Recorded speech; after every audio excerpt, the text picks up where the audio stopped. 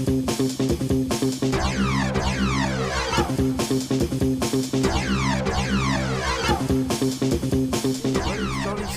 back with another reaction video. I'm trying to catch up on this Napoleonic Wars series by Epic History TV. So this time I'm reacting to Wellington Strikes Salamanca 1812. Now I'm trying to catch up on this series because I know I'm way behind, but I've been behind on reaction videos in general because I've been having some technical issues, and to be honest, I need to buy a new computer when I can afford it. But anyway, that's by the by. Excuse me. So yeah, this is the next episode in still covering the Peninsula War in the Napoleonic series, and so the link to the original video will be in the description down below. Please subscribe to Epic History TV and support their channel, as well as History March, who they've collaborated with to do this series. And let's get into this. 1812, Spain. By 1812, Napoleon's French Empire had 250,000 troops stationed in Spain, bogged down in a war that seemed to have no end. They faced a bitter struggle against the people of Spain, who'd taken up arms in a guerrilla war, as well as the remnants of Spain's field armies and an Anglo-Portuguese army under Lord Wellington. But French forces in Spain remained formidable and in firm control of the capital, Madrid, and most major cities. And the year began with another great French victory in the south, and a calamity for Spain. This video is sponsored by Audible, our favorite place to go for... I'll just lower that. Yeah, by the looks of it, Spanish armies seem to have quite a lot of embarrassing blunders by the looks of it. Even though they've had I'm pretty sure they've had 1 or 2 victories against the French. But as I said, there's probably more to this than meets the eye, so this will be interesting to see what happens. Because at the moment the Peninsula War is in stalemate. And why the farming revolution led to a sharp decline in quality of life for most humans. It'll be interesting to see how in the title it says Wellington Strikes at Salamanca, see what happens from there, and go to audible.com/epichistorytv. So what town are the French gonna attack next? So I don't know. This is... But to be fair, Spanish troops still remain defiant despite their failures. They're still defiant, so... If I had 2 generals like Suchet to lead my troops in Spain, the war would already be over by Napoleon. Spain and Portugal would become a graveyard, not just for young French conscripts, but for the reputation of some of France's most famous generals. Wow. General Junot, Marshal Soult, and Marshal Jourdan had all tasted defeat. Marshal Massena had been recalled in disgrace. Marshal Louis Gabriel Suchet was the exception. French generals in Spain were notorious for their looting. Soult, based in Andalusia, was probably the worst, reckoned to have stolen 1.5 million francs worth of art from Spanish monasteries and churches. As governor of one of the reasons why opinion in Spain towards the French has gone against the French in Spain, also the atrocities they committed to Spanish and Portuguese civilians. So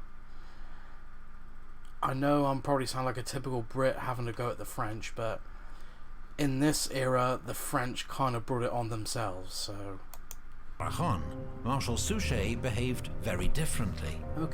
He enforced strict discipline on his troops, punishing any who tried to steal or extort money from the Spanish, while treating local authorities with respect. He combined this hearts and minds strategy with ruthless military action against the guerrillas that was able to establish firm control of Aragon. In June 1811, after a particularly bloody assault, Suchet took the port of Tarragona, for which Napoleon rewarded him with his marshal's baton. So he's The now a emperor marshal. then sent him reinforcements and ordered him to take Valencia. First, he routed a much larger Spanish army that attacked him at Saguntum before he laid siege to Valencia. Okay. The city was packed with Spanish troops and refugees, and to avoid starvation, General Blake surrendered Valencia on the 8th of January 1812. The French took 18,000 prisoners, including 23 generals, and nearly 500 guns. It was a devastating blow to the Spanish cause. Wow. But to reinforce Suchet, Napoleon had stripped troops from other armies in Spain, and then withdrawn 25,000 of the best troops for his imminent invasion of Russia. Wow. The result was that French forces in Spain were now severely overstretched, just as Wellington prepared to strike. Against Marmont. We have in the service the scum of the earth as commissars listed for drink. Wellington. Hang on, get rid of this ad first. Okay. Spanish guerrillas kept Wellington well informed of French movements, and learning that the forces facing him in western Spain had been much weakened. Another reason why the French army at this time was overstretched, because of the guerrillas. He decided to go on the offensive, to strike a blow before the French could concentrate against him. On the day that Valencia fell, he laid siege to Ciudad Rodrigo on the Portuguese-Spanish frontier. Eager to take the city before Marshal Marmont could march to its relief, he ordered an assault after just 10 days. Okay.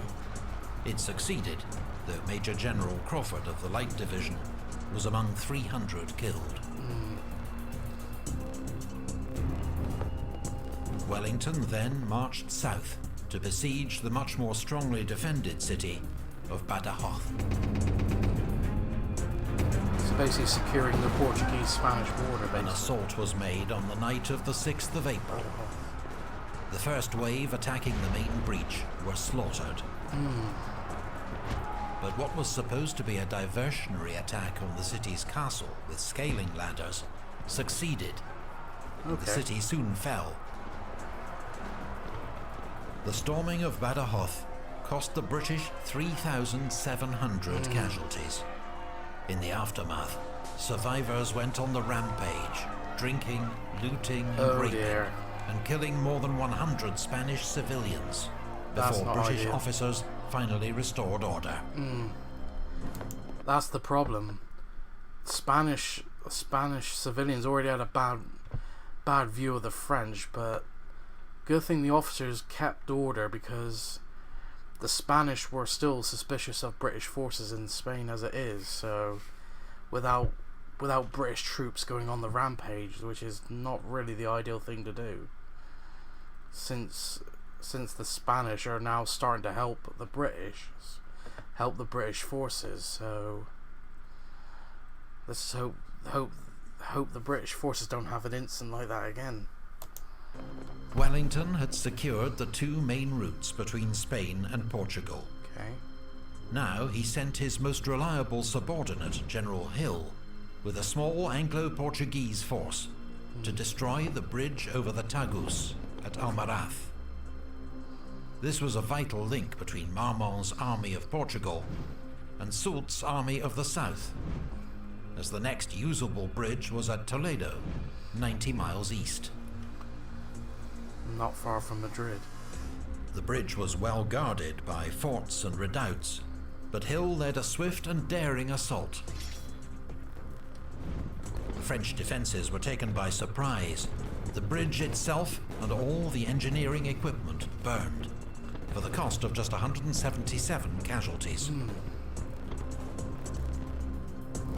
Wellington was now ready to begin his advance into Spain. Spanish regular forces and guerrilla bands began operations to tie down as many French troops as possible. while from the Bay of Biscay, Sir Hugh Popham's naval raiding force made diversionary attacks on French coastal targets. Okay. In 4 days, Wellington was at Salamanca, as Marmont, outnumbered, withdrew behind the Douro River. But when reinforcements arrived, he crossed the river again. For 6 days, Marmont tried to march around Wellington's flank, but the British general matched him move for move, their two armies marching in parallel, often within sight of each other. But on the 7th day, Marmont blundered. Okay. Monsieur Alva Marmont is perdu. My dear Alva, Marmont is lost.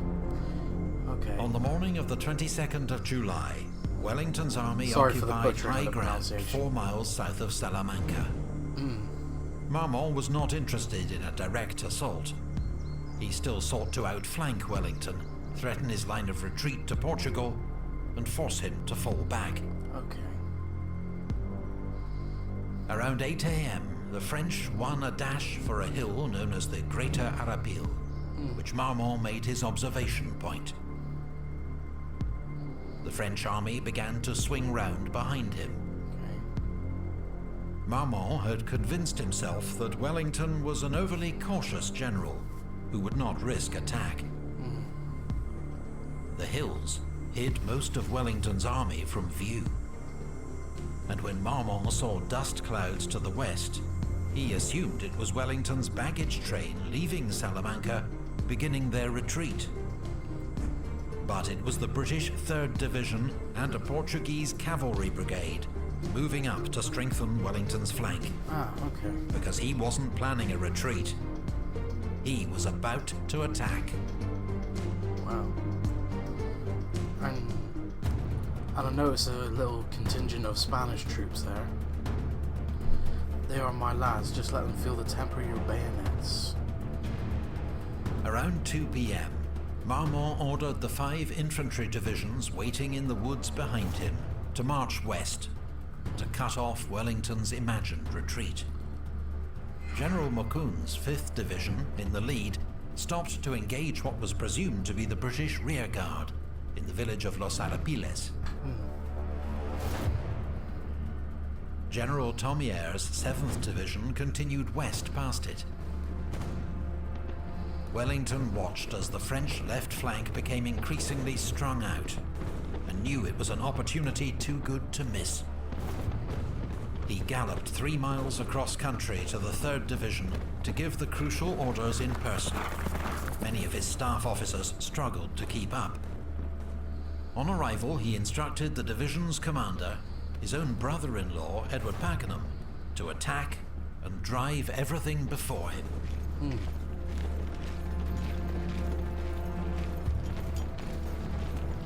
3rd Division's advance was hidden by low hills until the last minute. Wow. Thomier's division was caught completely unawares and shattered by the assault. Thomier's himself was killed. Half his division killed or captured. Jeez. The rest soon put to flight. At this crucial moment, Marshal Marmont was hit by a British shell. Ouch. And carried from the field seriously wounded.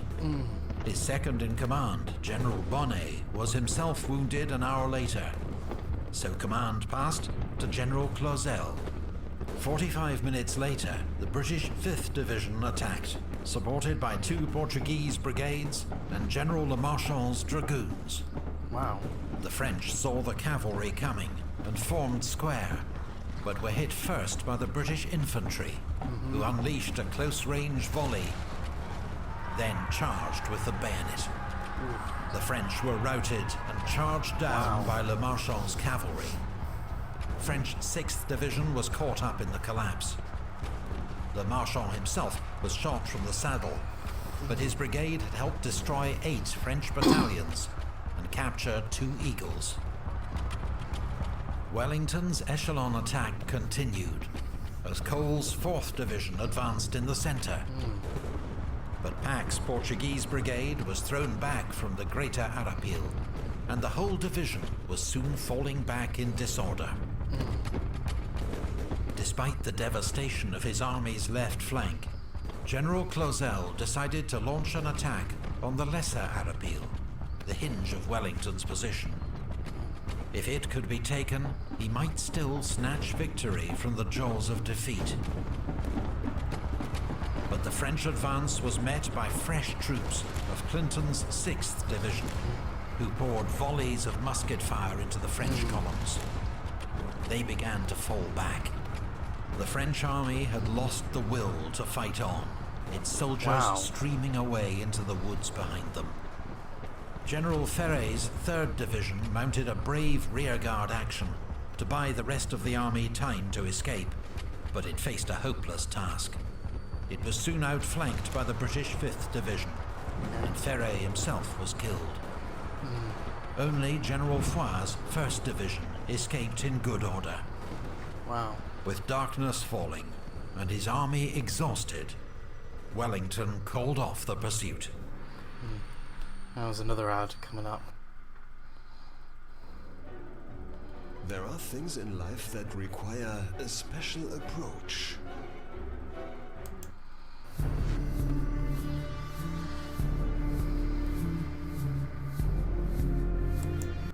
A deputation of the Cortes came to congratulate me upon your victory, hailing you as the saviour of Spain, Henry Wellesley, British ambassador to Spain, to his brother Lord Wellington.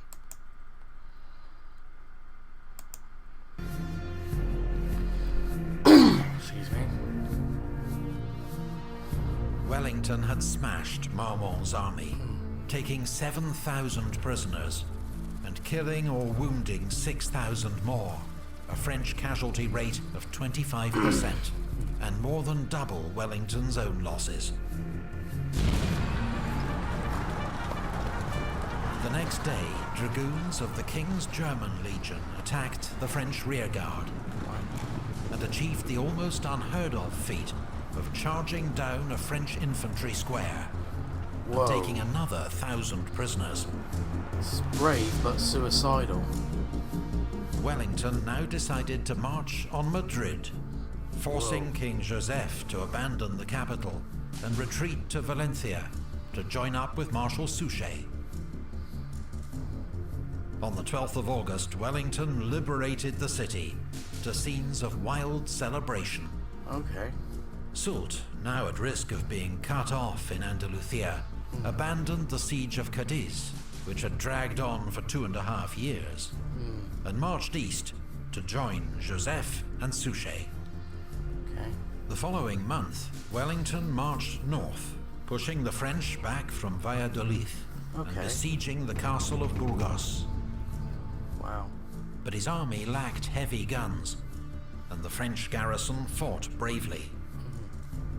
As powerful French armies gathered to the north and south, Wellington himself was now in danger of being trapped. He had no choice but to withdraw. Wellington's retreat turned into a desperate forced march through autumn rain. The supply system collapsed, and many starving soldiers looted what food they could find from Spanish villages. Madrid was abandoned and reoccupied by the French on the 1st of November. Wellington was back where he'd started 5 months before. Wow. But despite the campaign's dismal conclusion, his strike into Spain had led to the liberation of huge swathes of the country. Wow. And left the French more overstretched than ever. Reinforced and resupplied. So basically it's putting the French at even more disadvantage just by overstretching their forces more than trying to capture strategic towns, cities and villages. Wellington would be back the next year to deliver the final blow to Joseph's Spanish Battle kingdom. of Vittoria. 1812 had seen the tide of war turn, and not just in Spain, because 2,000 miles to the east, in Russia, catastrophe had engulfed la Grande Armée. Okay.